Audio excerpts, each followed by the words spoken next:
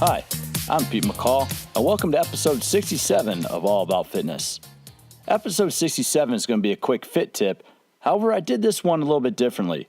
Usually on a quick fit tip, I'm coming at you just solo, just giving you a few thoughts off the top of my head, kind of going over some content, go over some topic that might be the source of a future interview. Today I did something a little bit different. I sat down with one of my good friends and colleagues, a personal trainer and fitness educator by the name of Sam Barry, because I want to talk to him a little bit about using the functional movement screen. And this comes up because the functional movement screen has been around. Functional movement screen was first the FMS, what we call it. The FMS was developed by Gray Cook a number of years ago to monitor stability-mobility relationships in the body. It's 7 specific movements that can see how the body is moving, how your body interprets movement. You know, a lot of times if we don't identify any muscle imbalances, and if we perform a repetitive movement or we go out and play a sport, muscle imbalance can be a form of injury, can cause a strain in the hamstring, for example, or in the upper extremity, like through the shoulder. So a number of years ago, Gray Cook, who's a physical therapist, developed a way to screen movement, to be able to observe, movement efficiency, as it were. So anyway, I wanted to have Sam on to talk a little bit about the FMS and how to use it and why he uses it with his personal training clients. Now, just a side note on the FMS is over the past maybe 7 years or so, 7 or 8 years, it has become adopted. The NFL has made it a component of the combine, for example. Special forces, certain special operating units with the U.S. military now have the FMS as a requirement for trying out to be in the special forces, because they know if people have a muscle imbalance, they know if there's a movement inefficiency, that the individual will get injured during training. Fire departments are using the FMS to screen for injury. So there are a whole number of people out there, a whole number of professions based on movement that use a functional movement screen to assess whether or not individuals working in that profession or participating in that profession are skilled at movement to maximize performance potential. And here's the thing, if you don't screen for movement and you start working out, exercise itself could be a form of injury. So I wanted to get the point of topic. I wanted to get the topic from a personal trainer's perspective. And Sam is a good friend of mine, as I mentioned. He's one of the people I have a tremendous amount of respect for in our business. Obviously, if I'm interviewing them, if I'm taking the time to interview them for this podcast, it means that they've had a significant contribution, or there's somebody who I think I hold in high regard and think their information is relevant to share. I wouldn't have somebody on here who doesn't fit those bills. But Sam has a tremendous amount of experience in applying the FMS. He's also one of the instructors, and he travels around and teaches it for functional movement systems, the company started by Gray Cook to teach the FMS.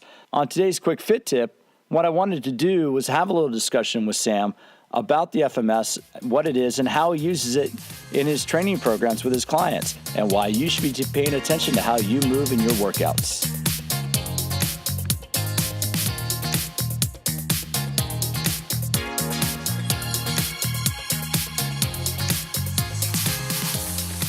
I'm Pete McCall with All About Fitness. I'm here today speaking with personal trainer Sam Barry. Sam, can you give us a little background about what it is that you do and kind of your background in the fitness industry?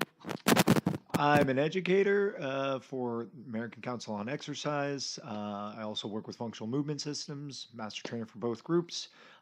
Train a lot of clients from youth athletes to active aging individuals and the likes in between. Do a little online stuff and everything in between, and it's a lot of fun. Well, and that's, it's for listeners. I've known Sam a number of years, and I consider him a good friend, and I have a ton of respect for him as a fitness professional. And what I want to ask you about, Sam, is the use of the functional movement screen, the FMS that you just referred to. What is the FMS, and why do you use it? So the functional movement screen is a systematic approach taking a look at how well people can move, basically their movement competency. If you go to any physician and you get your annual checkup, they take a look at your eyes, your ears, your breathing, your blood pressure, but they never take a look at how well you move. And that is oftentimes one of the major reasons why we have the epidemic of obesity and chronic injury because movement competency is lost, and they forget about it. And so, what is when you're doing the FMS? If you're looking at movement, what exactly is it testing? Like, how do you do it? It's very simple. There are 7 different movements. We take a look at how well people squat, how well they can balance and move on one leg, how well they can lunge or not lunge, what kind of shoulder mobility they have, what kind of core strength or stability they have, and see if there's any pain with any of the movements. If there's pain, we don't want to go down that rabbit hole and set people up for further pain. It's an opportunity for personal trainers and fitness professionals to, uh, above all else, do no harm and have them stay within their scope of practice and refer out to physical therapists and sports medicine doctors and kind of be on the front lines to make sure people are able to continue to move and be safe. And it doesn't mean that we don't stop working out or helping people get fit. You just work around those areas that are dysfunctional or painful, and keep people going and keep them motivated. And so, when you do the movement screen, you're collecting information. What kind of information are you collecting, specifically in terms of their movement capability, and then how do you use that? How do you use that in putting a workout program together for one of your clients? It's not too dissimilar to going in a red light, yellow light, green light. If a person has full range of motion, the ability to move up and down with no pain, and it's pretty smooth, green light go, they're good to do that particular movement.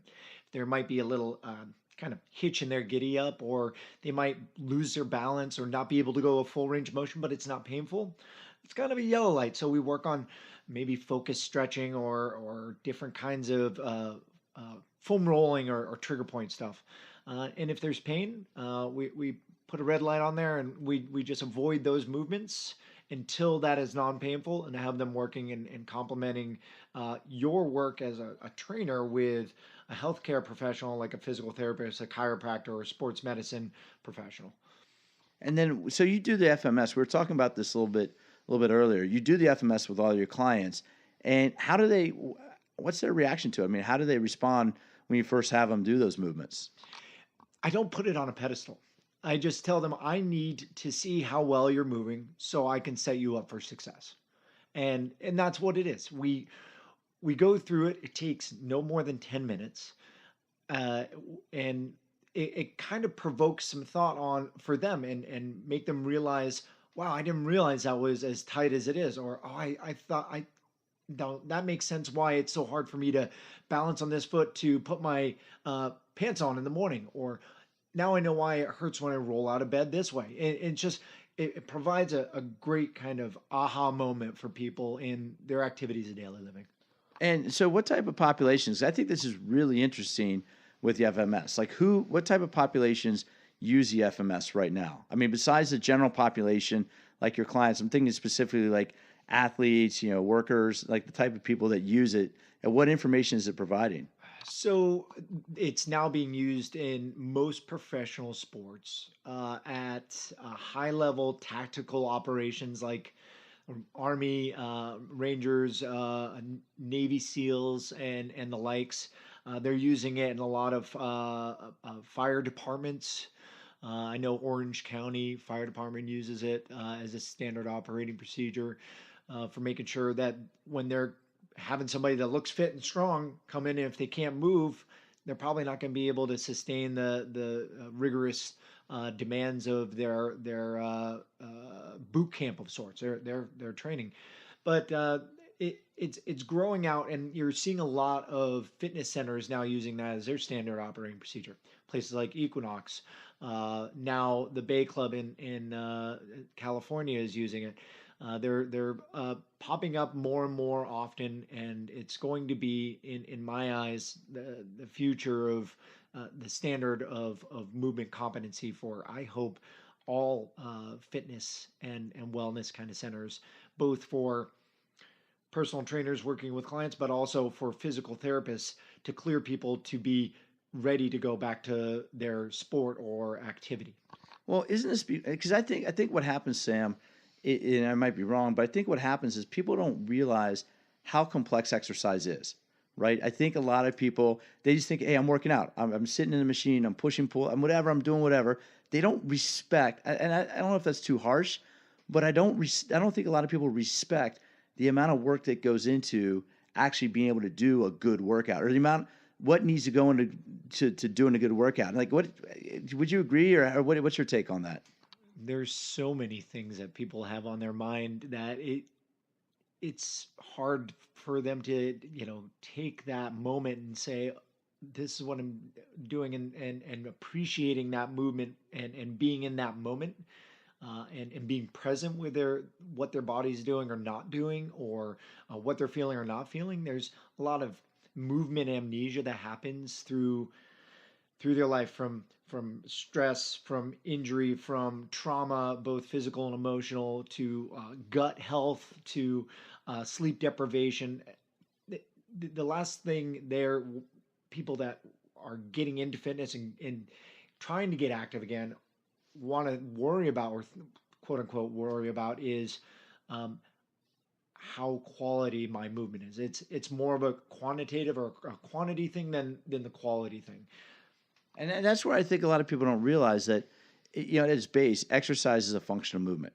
Every exercise you're moving, and if you don't move well, if you don't move well, let me have you. We don't finish that thought. If you don't move well, what happens?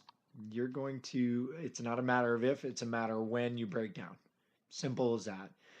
Try driving your car with 10 psi in your right front tire and 40 psi in the left front tire. When you're driving real slow and going on back roads, it's not going to be a big deal. But once you start moving, going on the highway, that tire is going to go. It's not a matter of if, it's a matter of when. And if it's not the tire, it's going to be the brakes. If it's not the brakes, it's going to be the axle, the front end, everything else is going to break down. So when people get into exercise and they have these movement amnesias and not really aware of their restrictions and limitations on their movement IQ, they're going to get into it and think that they can go 100 miles an hour in a group X class, or a spinning class, or whatever boutique fitness place, and not realize that their movement amnesia, or inability to move with quality and move well, is going to set them up for a breakdown if they start moving often really fast. And see, I think what I think a lot of people just don't think about is that when we're born, we learn how to move. In the first number of years, like the first 5 to 7 years of our life, all we do is move at the playground, at the wherever. But we learn how to crawl, we learn how to roll over, we learn how to walk and move. But then what happens? What happens when we get to adulthood?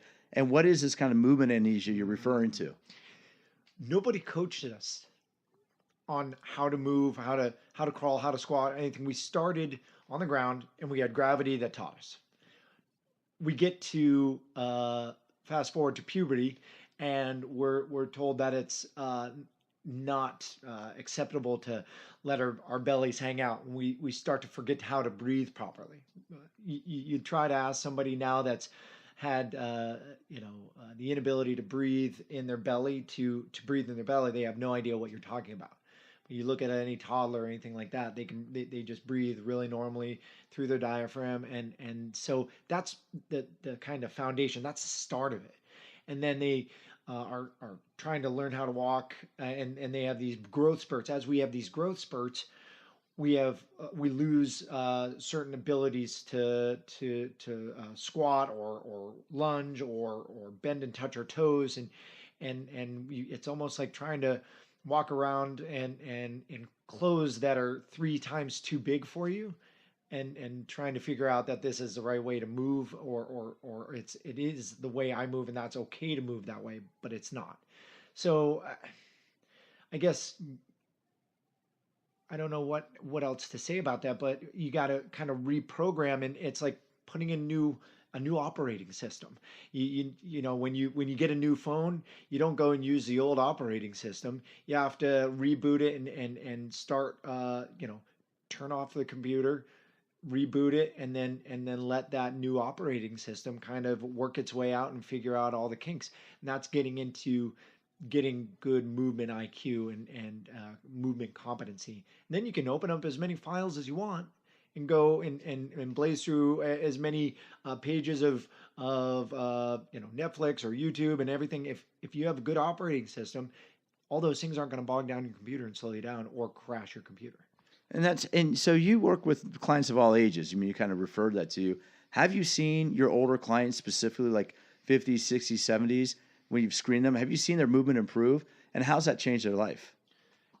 Uh, I can't tell you how awesome it is to see when people have had chronic injury their whole adult life. They don't know anything other than that. And they've gone to different other professionals that were claiming they could help them out and they weren't able to help them out. Use some things that work for some people and some things that are just won't work for anybody else.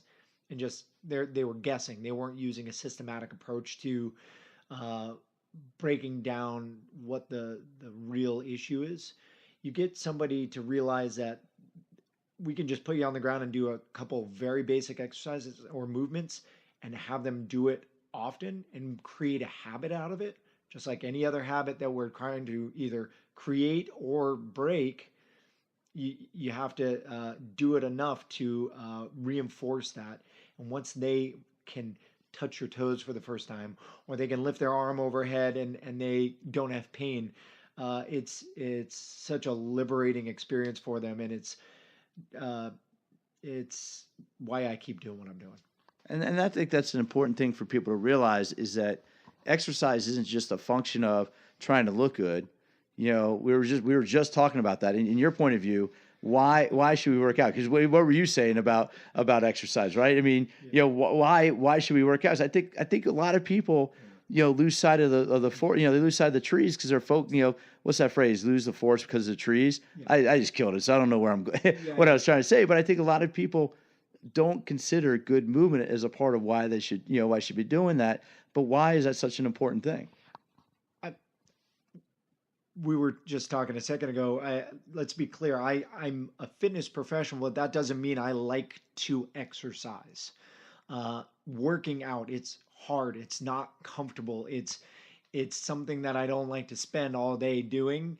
It's whatever my minimal effective dose is to allow me to have fun doing the things I love to do, and that's going hiking. It's going stand-up paddleboarding in the river that I grew up on, or going out to surf, or whatever the other fun stuff I want to do. Being able to run to the train because I'm running late, or be able to pick up my bag and get over something that's an obstacle that most people can't. That's the autonomy of life and being able to do what I want to do. The Well, I think well to kind of to add to that, and I think is what I keep trying to make the point of, you know, with these podcasts is that freedom or that fitness is a freedom. Fitness opens up like possibilities in your life. Yeah. I think, because you and I have the same thought process. Don't work out. Yeah, I don't work out. I drive a minivan. I don't. And I say this quite a bit here. I have 2 kids. As a friend of mine once said, I gave up my gun and badge. You know, I'm not trying to get 6-pack abs. I don't really. Yeah, I care a little bit. You know, we all care about appearance, but I want to be strong because I want to be able to do. If I want to be able to pick up and play half a match of rugby, if I'm visiting a buddy in a town, I want to be able to do that. I want to be able to ride my bike. Do you think, I mean, do you try to get people to think that way when you train with them? Do you try to kind of shift their focus, and are they able to do that? I always ask people why they are really coming in. What were things that you love to do that you haven't done or would like to get back to doing?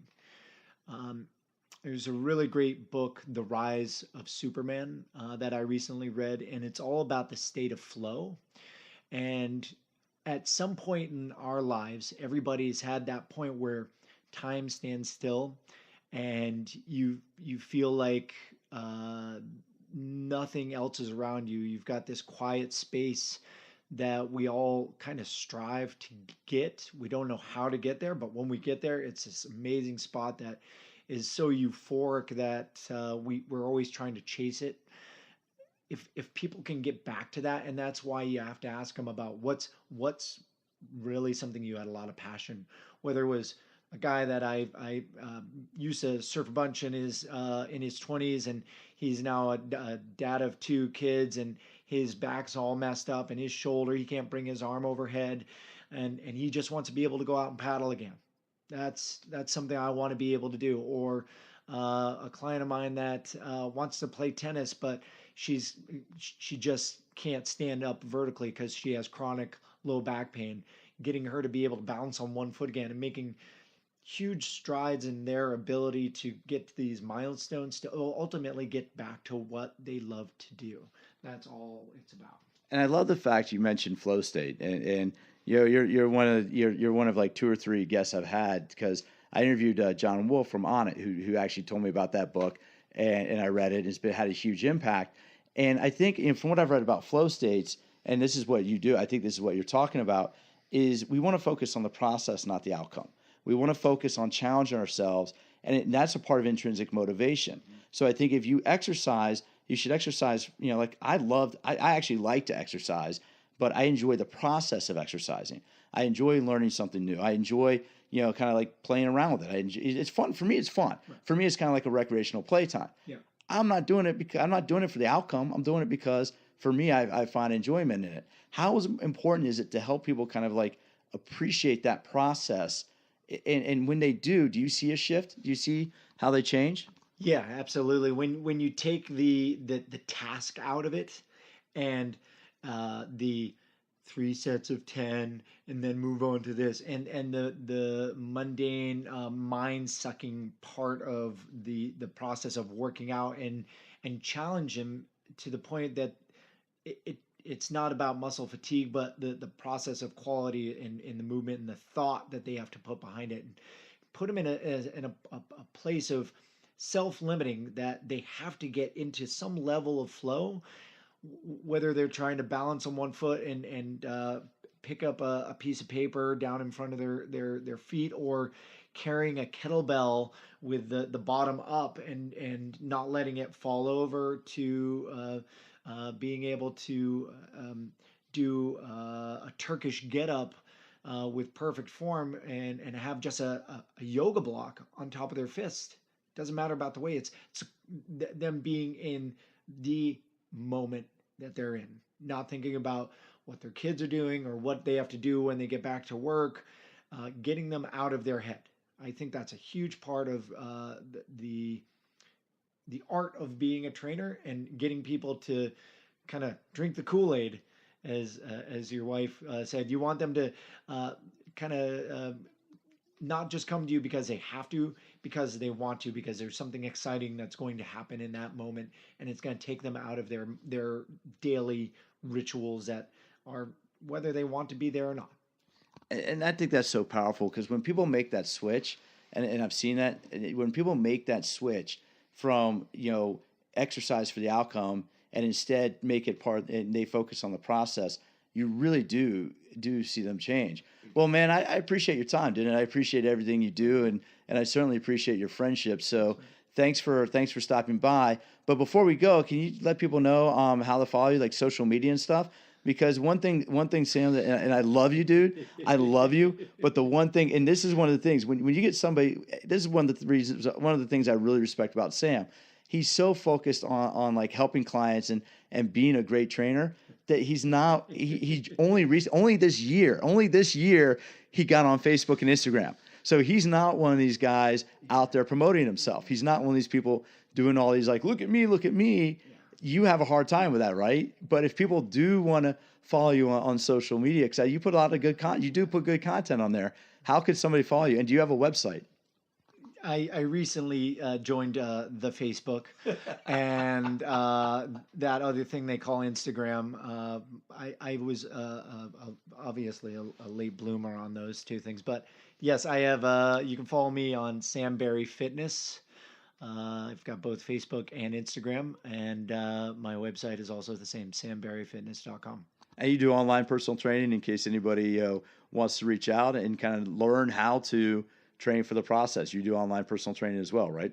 A lot of it. Love to. All right, man. Well, thanks a lot for stopping by. And, dude, Sam just recently relocated from San Diego back to the East Coast, New England, where he's from. So you're in for a long, cold one, buddy. But, dude, I love you. Great to see you. And thanks for doing this.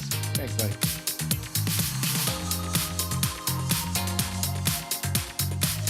Well, I've already gone over time for the quick fit tip. Usually I like to try to keep these to 15 minutes or less. They're just meant to be just that, just a quick little thought or a couple ideas to think about in terms of your own exercise and fitness program. However, I wanted to take advantage of having Sam. He's in town or was in town in San Diego for just a couple days. And I wanted to take advantage of the chance to interview him about how he uses the FMS. And more importantly, why that's important for you as an individual, as a consumer. You know, if you're working out, if you're working with a trainer and your trainer doesn't do some kind of screening, and I really recommend the functional movement screen, if your trainer doesn't do some kind of screening, well, that could be setting you up for injury. And, you know, I'm not saying that they're a bad trainer if they don't do it, but understanding and learning and more importantly, knowing how to apply the functional movement screen can go a long way to helping you exercise, achieve your goals, and stay injury-free. If you have any questions you want answered on one of the Quick Fit Tips, on future episodes of Quick Fit Tips, I will be answering questions from listeners. Please either email them to me at pete@PeteMcCallFitness.com. And I'd be happy to answer any of your questions that you may have about starting an exercise program or the best type of exercise program to meet your needs. Thanks for tuning in and have a healthy day.